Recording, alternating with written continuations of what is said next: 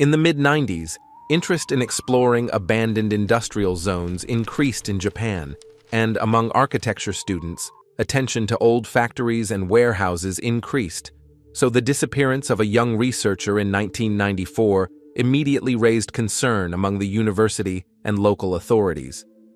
Kentaro Shiraishi, an architecture student at the University of Tokyo, was working on a thesis on the impact of destroyed industrial buildings on urban outskirts, and on October 22, 1994, he went to inspect the abandoned workshop of an old woodworking plant located in a remote industrial area. Kentaro told his friends that he planned to return in 2 hours, took a camera, a notebook, a cassette recorder, and a flashlight, but by the evening, he had not appeared either in the dormitory or in the university laboratory, which caused immediate alarm among his classmates. When night fell and the student had not responded, his comrades tried to call him at home, but there was no answer, so they decided to go to the abandoned workshop to check if he was still there working on a project. Around 10 o'clock in the evening, they arrived at the complex and saw that the gates were slightly open. It was dark inside. There was a smell of dampness and metal, but no signs of Kentaro's presence could be immediately detected. Friends called his name several times. The sound echoed loudly off the concrete walls and went deep into the building. An attempt to inspect the room with lanterns was difficult due to the large number of narrow corridors and closed areas. Around 11 o'clock, one of the students discovered a cracked camera cover similar to the one that belonged to Kentaro at the entrance to the side staircase, after which the group stopped their independent search and called the police. The first police officers arrived around midnight, established a perimeter, and began to search the building, paying particular attention to the second level of the workshops, where security guards had previously heard strange noises and noted traces of the presence of unknown people. By 1 a.m., search parties had found several fresh footprints that appeared to match Kentaro's size, but the trail ended near an old emergency staircase leading down, raising concerns about a possible accident. A major search operation began at dawn, involving volunteer firefighters and building hazard surveyors, but the night's discoveries yielded no further clues, and a more in-depth investigation of the complex was required. After the initial inspection, the police closed off access to the complex and began checking the premises, starting with the central production hall, where they discovered traces of recent movement of garbage and debris, which could indicate the presence of an unknown person shortly before Kentaro's disappearance. The security guard who was on duty during the day reported that he saw the light from a lantern inside the workshop at about 5 o'clock in the evening. He thought it was one of the students and did not attach any importance to it. However, later, this fact became one of the key elements in the reconstruction of the last hours before the disappearance. During an inspection of the second level of the building, the investigative team discovered an old metal handrail with a fresh scratch, possibly caused by a fall or a sudden movement, but it was impossible to determine whether it belonged to Kentaro at that time. In the lower technical room, there were pipes and ventilation networks. Some of them were torn off. An old protective helmet of unknown origin lay on the floor, but no personal belongings of Kentaro were found, and this reinforced the feeling of incompleteness of the picture. On the third day of the search, police found a small piece of paper with a fragment of a drawing grid in the far corner of the warehouse, presumably from Kentaro's notebook, but due to damage from rain and dust, it was difficult to officially confirm this. The police questioned residents of neighboring industrial buildings. One man claimed to have heard a loud metallic sound on the evening of the disappearance, similar to a blow to a fence or the fall of a heavy object, but he could not name the exact time. The university provided investigators with materials from Kentaro's thesis, which included his notes on the structure of the old workshops, ventilation diagrams, and notes on potential hazards, which allowed police to narrow down the number of premises to be examined. Kentaro's parents arrived in the city on the fourth day of the search. They participated in a search of the surrounding areas along with volunteers, but the absence of any personal belongings made it impossible to conclude where their son might have gone after entering the building. An examination of the roof of the workshop revealed no signs of recent human presence, but a photographer proved that one of the ventilation shafts was displaced and showed signs of impact, which gave rise to the theory that someone had possibly entered the shaft or fallen inside. The search operation continued for over a week, but the lack of progress forced police to gradually reduce the number of officers at the site, leaving only regular monitoring and periodic checks of the surrounding area. Investigators studied the history of the abandoned complex and discovered that in the late 1970s, an accident occurred there, with part of the ceiling collapsing. After this, the enterprise gradually fell into disrepair, and some of the premises became inaccessible for safe access. Local residents said that teenagers sometimes snuck in to take photos or explore the old structures, and some of them claimed that there were areas inside the building with deep holes in the floor and unstable metal walkways. Kintaro's classmates confirmed that he was interested in the most inaccessible areas of buildings, as he wanted to show in his work how the structure of objects that had not been maintained for a long time and were subject to natural destruction changes. On the 11th day of the search, the police discovered an old wooden staircase with a broken step on the second level of the workshop, on which there were faint traces of dirt matching the size of Kintaro's shoe, but it was impossible to provide exact confirmation. Inspectors examined the ventilation chamber under the building. It was filled with debris, rotten wood, and trash, but found no signs of human presence inside in recent years, although some of the chambers remained impassable. The investigation concluded that Kintaro could have entered one of the technical rooms through a narrow passage, but the location of these passages was poorly known even to the workers who serviced the building before its closure, which complicated the search. Police investigated the possible version of kidnapping, but questioning neighbors and workers at nearby warehouses did not reveal anyone who had seen suspicious people in the area of the complex on the day of the student's disappearance, and there was no evidence of criminal interference. After 2 weeks of fruitless searching, the case was officially listed as unsolved, although periodic inspections of the building continued for several more months, but not a single new lead emerged.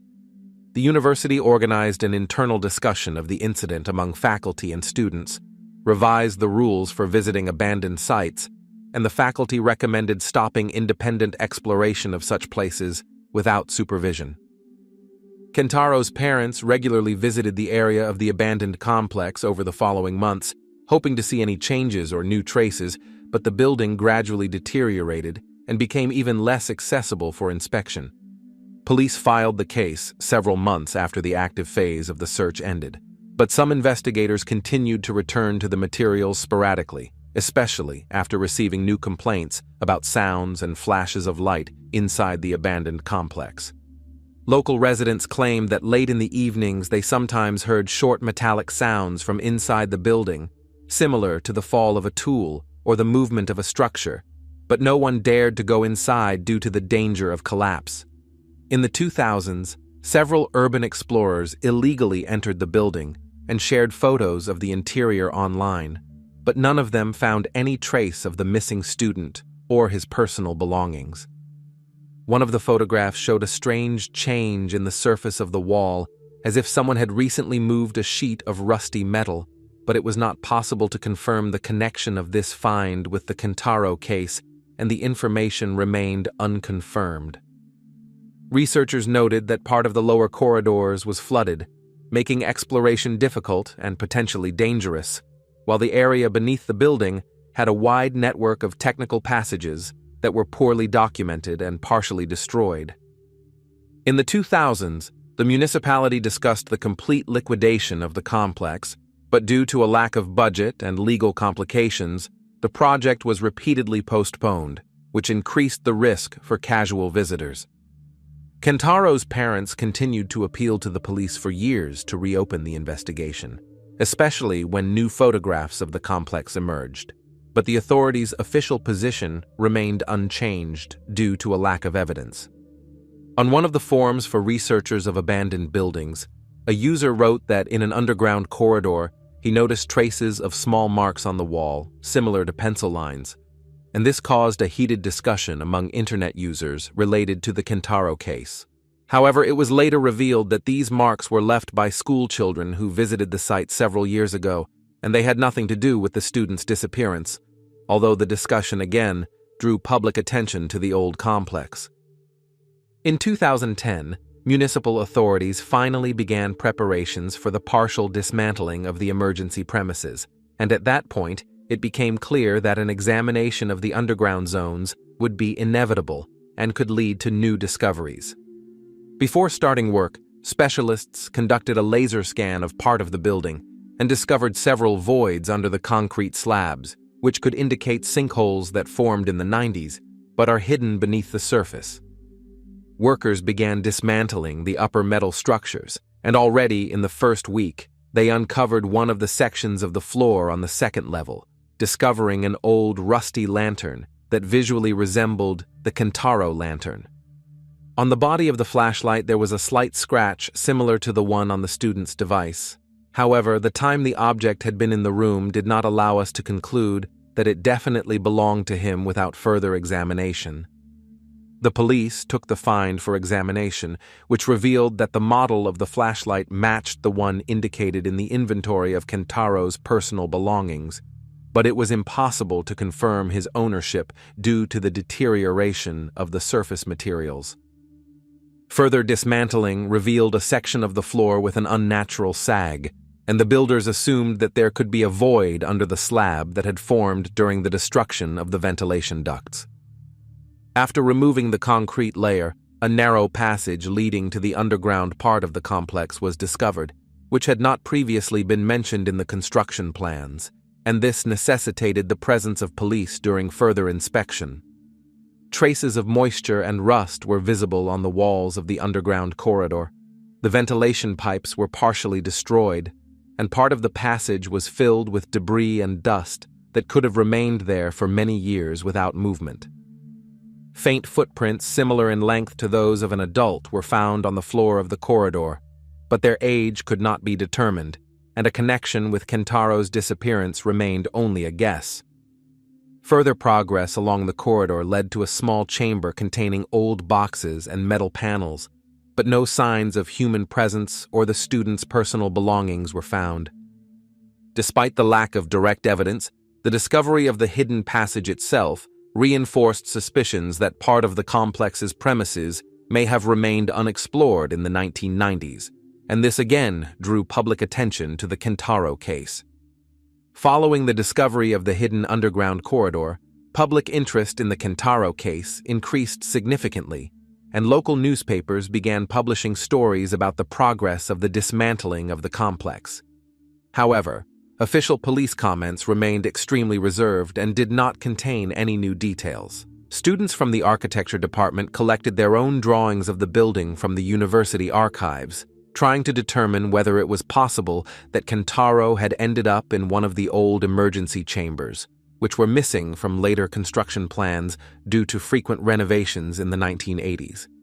A study of the archives confirmed that the original design of the complex differed from that which existed at the time of the student's disappearance, since after the accident in the late 70s, some of the premises were closed and the documentation was updated only fragmentarily. One of the archival reports mentioned a small underground gallery intended for servicing ventilation systems, but it was completely absent from the plans from the 90s, which increased the likelihood that Kentaro could have gotten there by accident. Workers continued to open sections of the second-level floor, and on one of the slabs they found fresh cracks that could have formed from pressure from above or from the gradual destruction of metal structures, but it was impossible to determine the age of this damage. Kentaro's parents attended several inspections and anxiously watched the specialists' work, but each new inspection only confirmed how complex the structure of the complex was and how many areas remained inaccessible to searching in the 90s. After another analysis of the building's condition, engineers came to the conclusion that a complete survey of the entire underground network would require significant effort and time, since the old ventilation ducts could be blocked by wood, concrete, and metal debris. During the dismantling of the third sector, workers discovered a section of wall with partially removed paint, under which old construction markings made in chalk were visible, indicating that unofficial repair work had previously been carried out in this area. A small metal screw of a non-standard size was found on the floor nearby, which, according to former employees of the plant, was used only in one model of ventilation grills, which were decommissioned back in the 80s. The police took the screw for examination, which showed that the metal had strong traces of corrosion and had been in a humid environment for a long time, but it was impossible to establish its connection with Kentaro's disappearance, so the part was not considered evidence. Opening a section of the floor near the ventilation unit revealed a barely noticeable depression leading to a lower technical corridor. The passage was too narrow for safe descent, so specialists used a camera on a flexible cable to assess the depth and condition of the room. The camera showed a large amount of debris, collapsed pipes, and wooden fragments. In one place, a rectangular object was noticed, but it was impossible to determine what it was due to the low image quality and limited viewing angle. Several specialists suggested widening the passage to get inside, but there was a risk of further collapse, and a full inspection could only be carried out after strengthening the ceilings, which required additional resources. The municipality allowed the demolition to be temporarily suspended to allow for reinforcement work, as the likelihood of new information being discovered about the Kentaro case had increased, and refusing to investigate could have caused a public outcry. The workers installed metal supports to hold the slabs and were able to carefully widen the passage, after which specialists in protective suits began descending into the underground chamber using safety cables and portable lamps. The room was partially flooded. Water covered the floor in a thin layer. Old fragments of wood and metal fastenings were floating on the surface, and the walls showed signs of severe corrosion and dampness. In the far corner of the chamber, fragments of an old ventilation grill, several plastic fragments of unknown origin, and a fabric object resembling part of a bag were found, but the exact origin of these items remained unclear. Experts took the fabric for analysis and determined that the material was heavily damaged, likely having lain in a damp environment for many years, but it was impossible to determine whether it belonged to Kentaro's bag due to the destruction of the fibers and the absence of color traces. Despite the lack of direct evidence, the discovery of the camera itself sparked a new wave of discussions.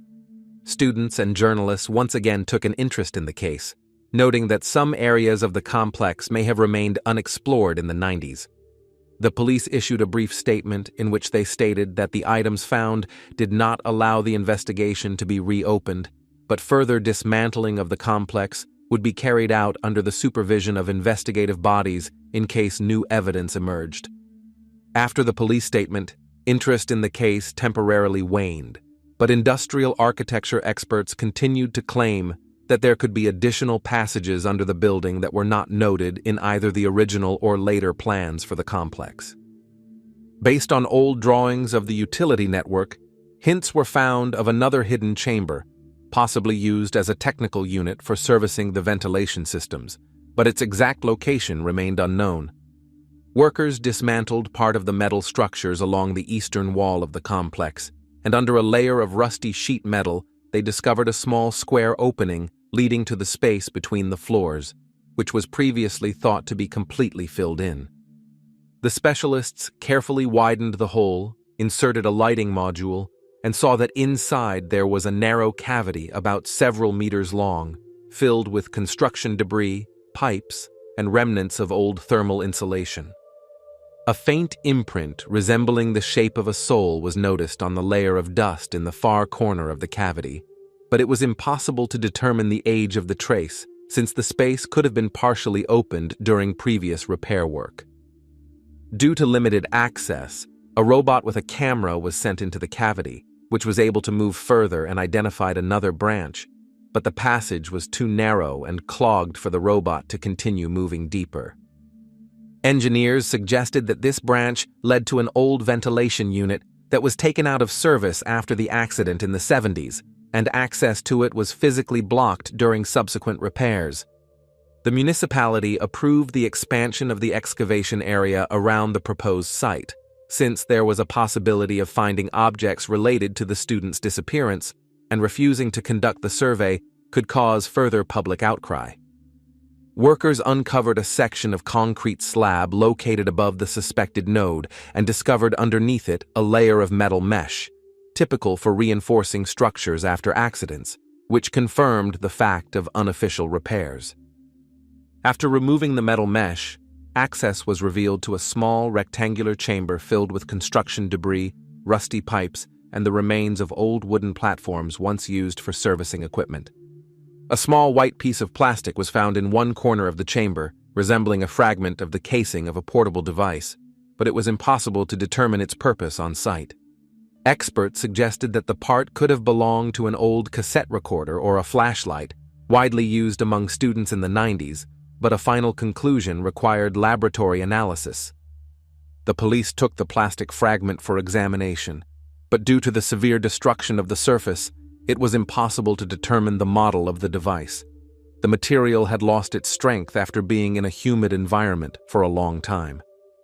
Kentaro's parents learned of the discovery from journalists and hoped that the part could have belonged to their son, since he did indeed use a small cassette recorder, but there was no evidence of this at the time of inspection.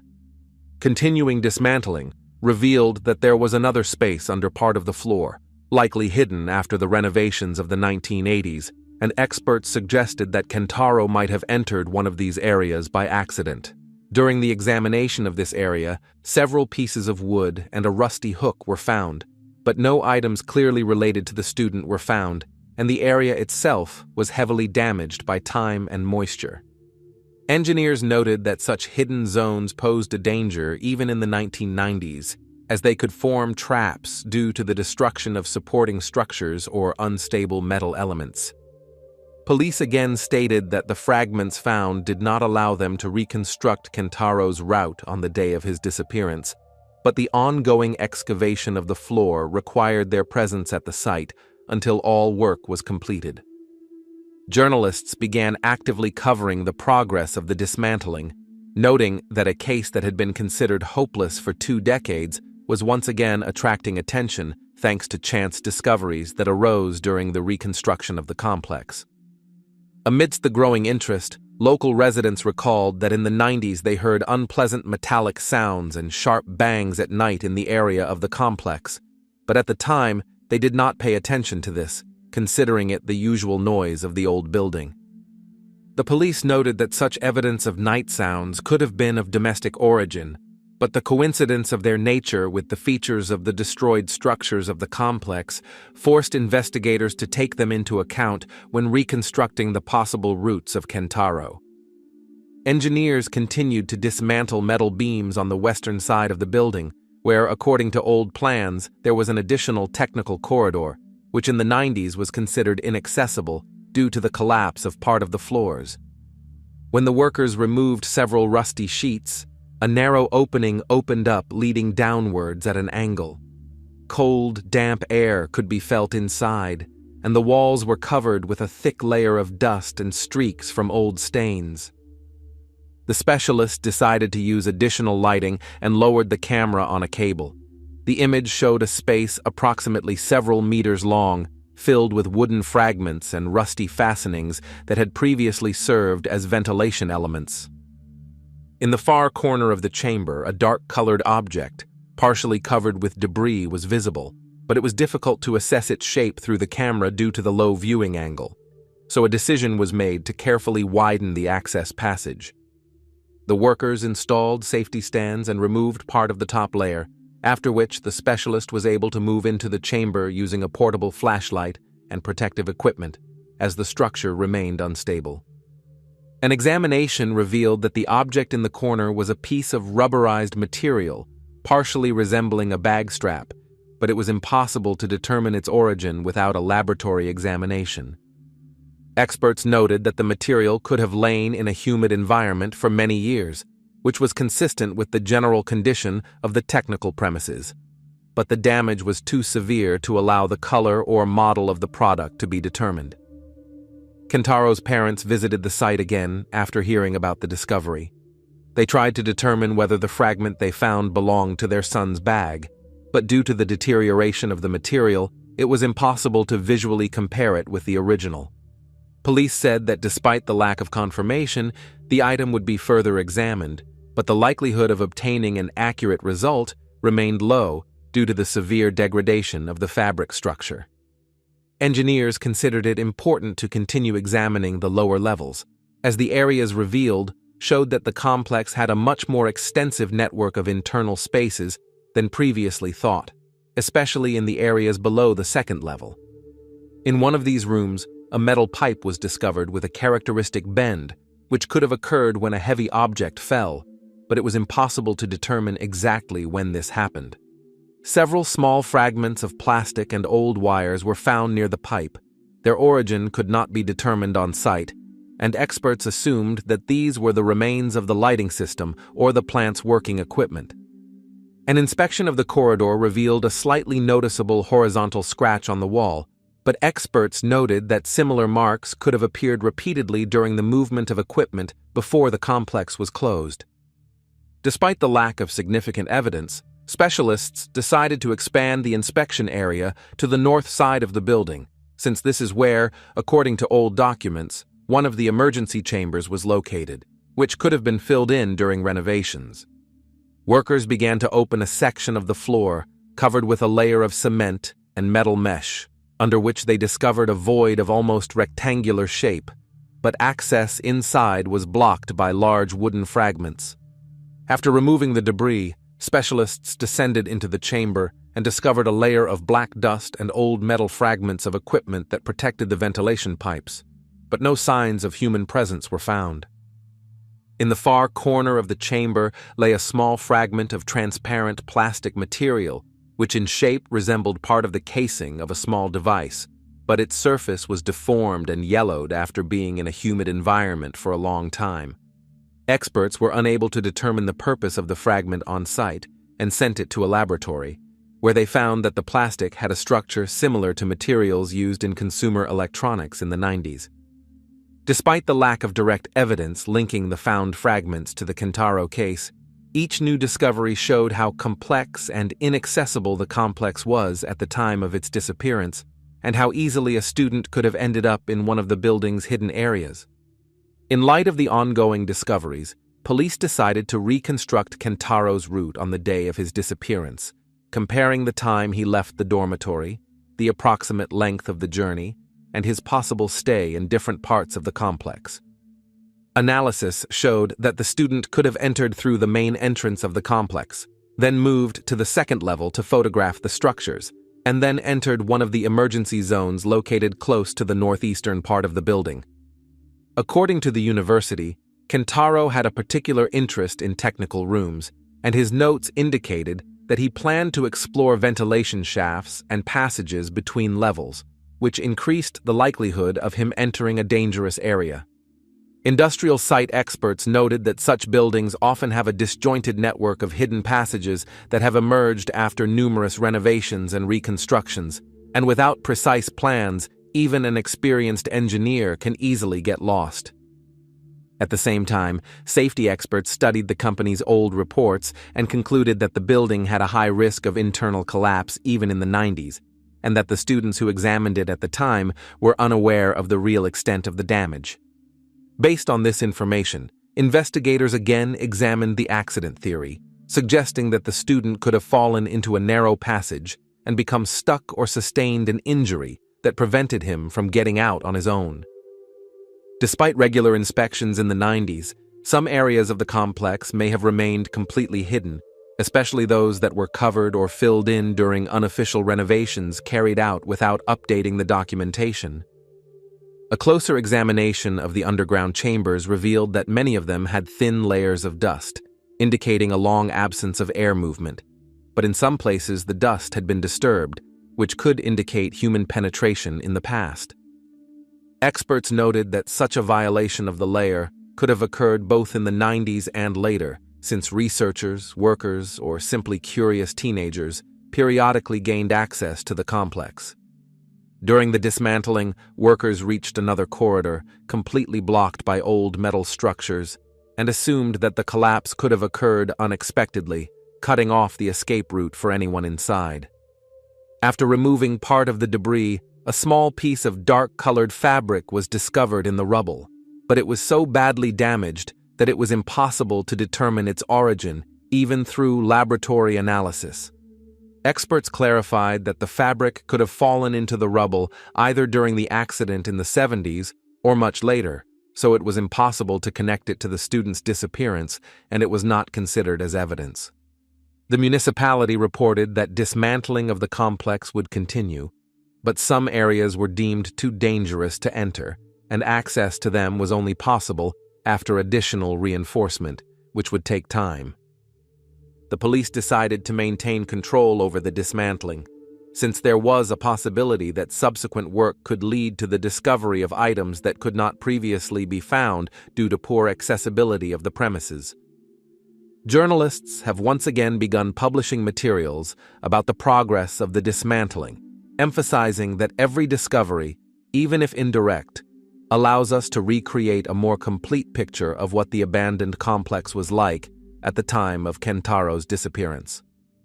One report noted that the building had an unusual structure, in which several ventilation units were located too low, and a person who accidentally ended up there could easily lose orientation due to the cramped conditions and lack of light. Experts have confirmed that such areas do pose a danger, especially if a person moves around without a precise map of the room and is unaware that some areas do not have direct access to the outside. Engineers noted that the complex was built in stages, and different parts of the building had different levels of deterioration, so destruction could occur unexpectedly, creating new dangerous spaces that are not reflected in any plan. After another survey, experts reported that there may be another hidden zone under the western sector, since the instruments recorded a slight change in the density of the soil under the slabs, which could indicate a void. It took workers several days to reach this area, as some of the ceilings had to be reinforced, and only after the preparatory work was completed were specialists able to begin opening up the suspected area. After removing the top layer of concrete, workers discovered a narrow vertical opening that led to a small chamber between the floors, and due to the unstable state of the structures, specialists used safety cables and minimal equipment. A preliminary inspection of the cell revealed that the walls were covered with a thick layer of dust, and the floor was partially littered with wooden debris, among which were visible rusty fragments of metal fastenings left over from previous renovation work. In the far corner of the chamber, under a layer of debris, a small, light-colored plastic fragment was discovered, which outwardly resembled part of the casing of a portable device, but severe damage made it impossible to determine its purpose. Experts suggested that the plastic could have come from a school calculator or the body of an old flashlight, but precise identification required laboratory analysis, as the object had been in a damp environment for a long time. The police took the fragment for examination, but experts noted that the plastic had lost its structural strength and the surface was completely destroyed by corrosion, making it impossible to determine the model or origin of the object.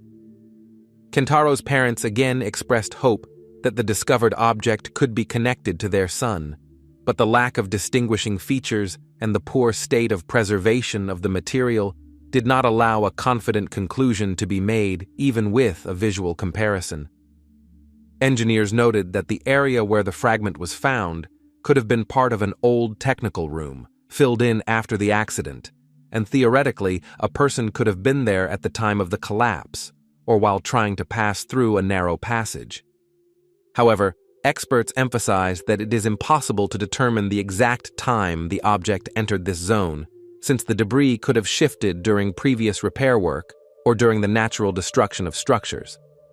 Workers continued to excavate adjacent areas and discovered another cavity, partially filled with earth and wood fragments, which could indicate groundwater infiltration and the gradual destruction of lower levels. An examination of the cavity showed that its dimensions were too small for a person to remain there for a long time, but it could have served as a short passage between larger technical chambers located under the northern part of the building. After examining several of these chambers, engineers came to the conclusion that the complex had not one but several hidden zones formed after accidents and partial repairs, and in the 90s, they could not be detected during a routine inspection. Investigators again noted that a student exploring such a building without an accurate diagram risked ending up in one of these chambers, especially if he tried to study the internal passages and second-level structures. Opening another section of the floor revealed a rusty metal hoop of unknown purpose, possibly part of an old lighting structure, but experts found no traces on it that could indicate a connection with Kentaro's disappearance. After analyzing the condition of the discovered objects, the police stated that the found elements are only of historical value for the reconstruction of the previous state of the complex, but do not provide direct leads for resuming the investigation. Despite this position of the investigation, journalists continued to cover the results of the dismantling, emphasizing that each new discovery shows how complex and non-obvious was the structure of the building where the student was working on the day of his disappearance. Reports noted that many students researching modernist architecture of the 1990s were often at risk due to the lack of proper supervision and accompaniment when visiting abandoned sites. Safety experts emphasized that buildings of this type posed a serious threat, especially those where parts of the structure had been damaged by accidents and repairs, leaving numerous hidden voids beneath the surfaces.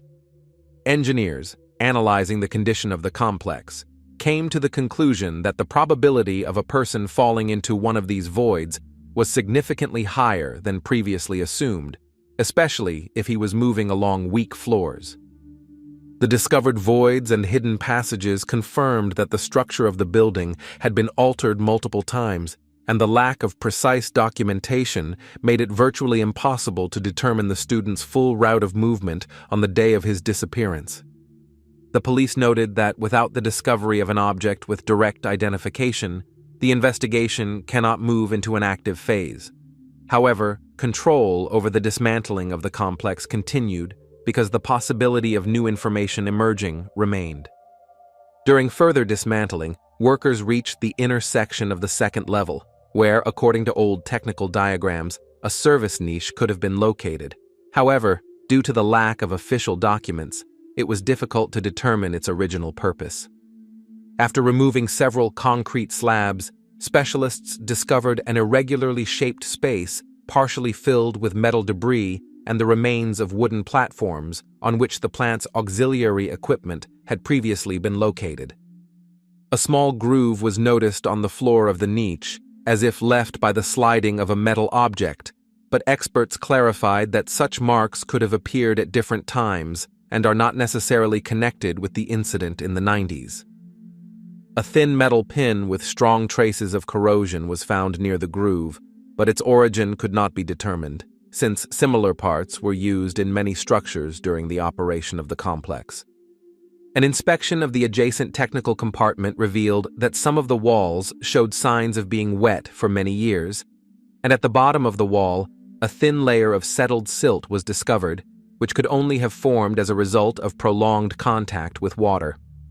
Engineers suggested that the area could have flooded in the past due to damage to drainage channels, and a person who accidentally got there risked becoming trapped without the possibility of getting out on slippery and destroyed structures.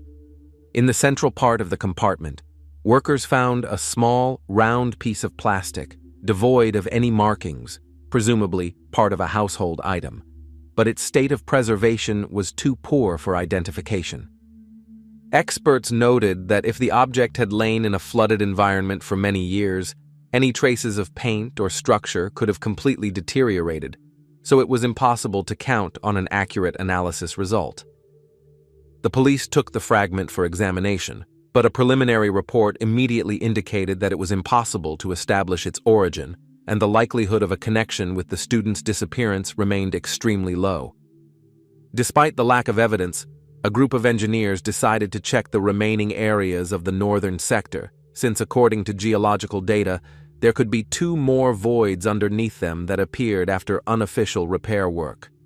After lengthy preparation, the workers opened the slab and discovered a narrow passage leading into a recessed technical chamber, where cold air was felt, and the walls were covered with long vertical streaks of condensation.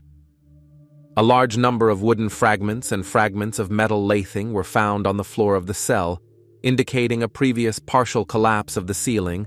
and also showing how dangerous this area remained at the time of Kentaro's disappearance.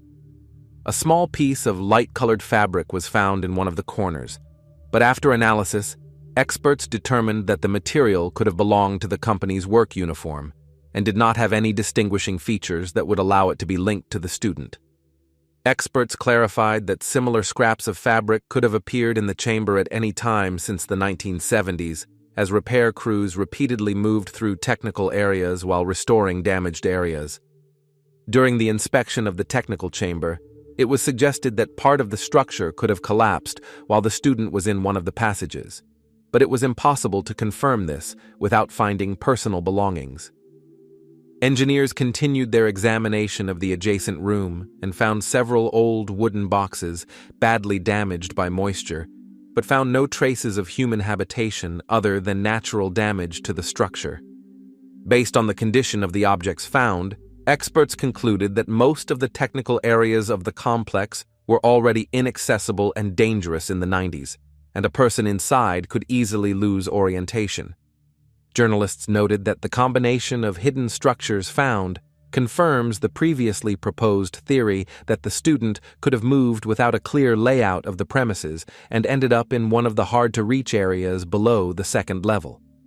Despite the numerous fragments found, none of them could be definitively linked to Kentaro's disappearance, and investigators again emphasized that a more significant item was needed to reopen the investigation. Workers began to uncover another section of the floor in the southern sector where, according to the diagram, the old transit chamber was located, and specialists hoped that its condition could provide additional information about the structure of the lower levels of the complex. After removing the top concrete slab, workers discovered a nearly rectangular cavity, partially filled with soil and rusty pipes, indicating the destruction of drainage systems and the gradual penetration of moisture into the lower levels. An initial inspection of the chamber revealed that its walls had numerous traces of corrosion, and in some places the concrete had crumbled in layers, leaving exposed metal reinforcement elements typical of old industrial buildings.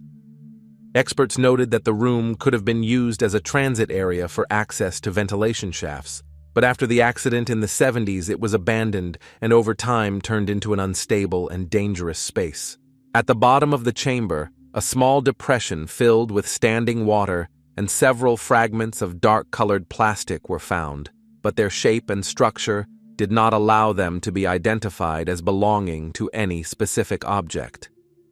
Experts suggested that the fragments could have been parts of work equipment or old tools from the enterprise, since their surface was too damaged by many years of contact with water and metal.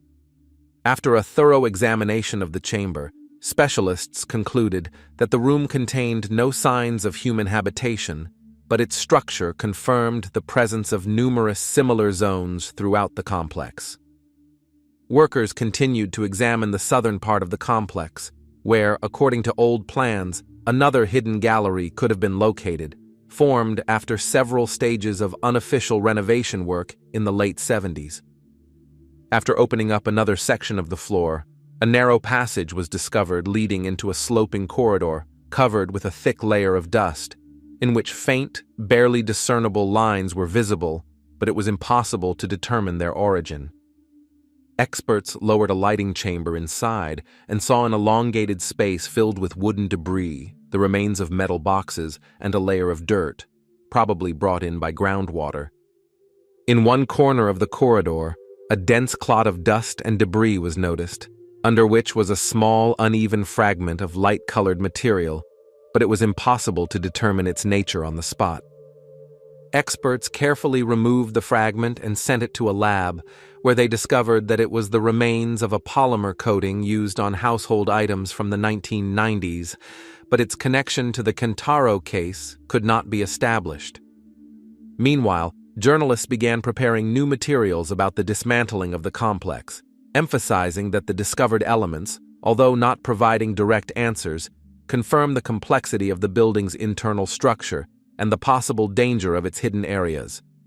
Engineers once again emphasized that the complex had numerous passages and chambers formed after repeated reconstructions, and the lack of complete documentation made it an extremely dangerous object for independent research. Amid growing public attention, the municipality announced that the dismantling of the complex is approaching its final stage, after which most of the hidden areas will become inaccessible for inspection due to the complete dismantling of the structures. The police conducted a final search of the open areas, but did not find any items that could be confidently linked to Kentaro's disappearance, so investigators deemed it impossible to resume the active phase of the investigation. The students' parents were present at several final stages of the inspection, hoping for the discovery of at least one item that would allow them to confirm that their son was indeed in a certain area of the building on the day of his disappearance. Each new discovery brought a wave of anticipation, but the lack of direct evidence gradually diminished the family's hope of receiving a definitive answer, and this state of uncertainty became the hardest part of their long-standing story. After the dismantling was completed, some of the structures were sent for recycling, and the area around the former complex was cleared and prepared for future construction, which effectively marked the end of all search activities. The municipality announced that no further excavations are planned on the site, as the demolition has been completed and all areas surveyed have not yielded results that would allow the circumstances of the student's disappearance to be established. Kentaro's story has once again become a cold case, and despite numerous investigations, discovered fragments, and expert research, no direct evidence has ever been found, leaving the case in a state of complete uncertainty. After the dismantling was completed, the complex was officially handed over for further urban development use, and the area was closed to any additional surveys, which finally limited the possibility of finding new information on the Kentaro case. The police issued a final statement stating that all the fragments discovered during the dismantling process do not allow the student's route to be determined and do not provide grounds to believe that his personal belongings were on the premises of the complex. The report also noted that the age of most of the items found could not be determined, as prolonged exposure to moisture and corrosion had completely destroyed any potential identifying features. The Kentaro family received an official document confirming the absence of new evidence, and although the procedure was formal, for the parents this became further confirmation that the investigation had once again reached a dead end. Journalists continued to be interested in the student's fate, but without new information, their reports gradually became less frequent, and public attention to the case declined again, as had happened several times over the past decades. The site of the dismantled complex later became a vacant lot with temporary fencing, and only a small section of the foundation was left untouched for subsequent assessment of the soil condition before future construction. Kentaro's parents arrived there shortly after the work was completed, stopped at the edge of the former second level, and looked for a long time at the remaining part of the concrete slab, unable to find words to express the feeling of finality they were experiencing. On one of the concrete fragments, the father noticed a small, regular scratch, but he understood that such marks could have appeared at any time and were not related to his son, so he did not contact the investigators. Experts emphasized that the hidden cameras and passages discovered indicate a high probability that the student could have ended up in one of the areas that cannot be examined without destroying the remaining structures. However, dismantling has already been completed, and access to the remains of the structures is officially closed, making further searches impossible and eliminating the possibility of discovering new items related to the case of Kentaro's disappearance. The municipality stated that construction on the site will begin after standard procedures have been completed and that no additional work related to the previous complex is envisaged by the administration's decisions. The university library has kept a brief file on the student, including his course materials and notes on his thesis project, so that current students can learn about the missing researcher's story. In the Faculty of Architecture, several faculty members cited the Kentaro case as an example of the need for strict security measures when visiting abandoned industrial sites, especially those whose structure is not fully documented.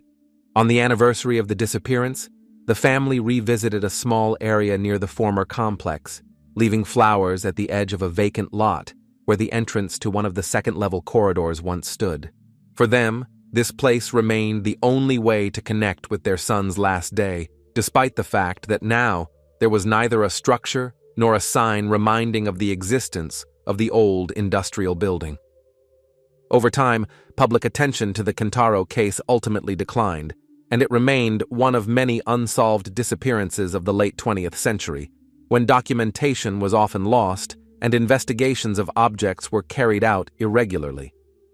Experts noted that without the discovery of a key personal item or remains, it is impossible to establish the circumstances of the disappearance, and the long period of time that has passed since the disappearance excludes the possibility of new information emerging. The police closed the case in the archives, leaving it in the category of unsolved incidents, and the document was stored among dozens of similar materials related to disappearances where there is no direct evidence and confirmed versions.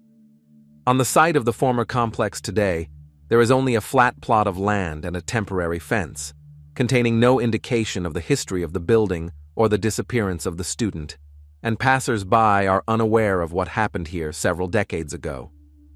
Thus, the disappearance of Kentaro Shiraishi remains completely unsolved even after many years, and the fragments found have not allowed us to get any closer to an answer, leaving the case in a state of uncertainty and without any official resolution.